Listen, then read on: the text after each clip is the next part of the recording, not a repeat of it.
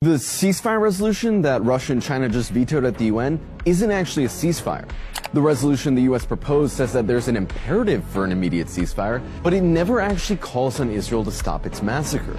The corporate media is reporting that Russia and China have just vetoed a ceasefire, but don't actually tell you that Russia and China vetoed the resolution precisely because the ambiguous language would allow Israel to continue its massacre. And that's exactly what the US and Israel wanted. They proposed this resolution knowing it would be vetoed, so every headline in all the major news networks would say Russia and China vetoed a ceasefire.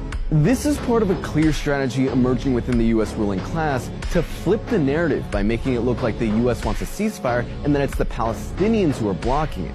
A few weeks ago, Kamala Harris came out and announced that she wanted to see a ceasefire in Gaza, which shocked everyone.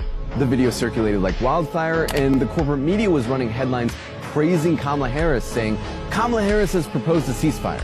But if you actually watch the full clip, Kamala Harris says immediately after that she's calling for a 6-week temporary ceasefire when that's already on the table. There must be an immediate ceasefire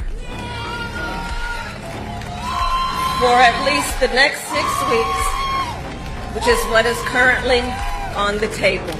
The ceasefire proposal she's referring to is the Israeli one, which would pause the fighting for 6 weeks, during which Israel would get all of its prisoners back, and then the genocidal invasion of Rafah would continue. The ceasefire that Kamala Harris, Joe Biden, Gavin Newsom, and all of these US diplomats have come out in support of isn't actually a ceasefire that would end the war. It's literally Israel's exact negotiating position being repackaged as a ceasefire, one that would pause the fighting long enough so that Israel can get all of its people out, which would then allow Israel to decimate Rafah without having to worry about any domestic backlash.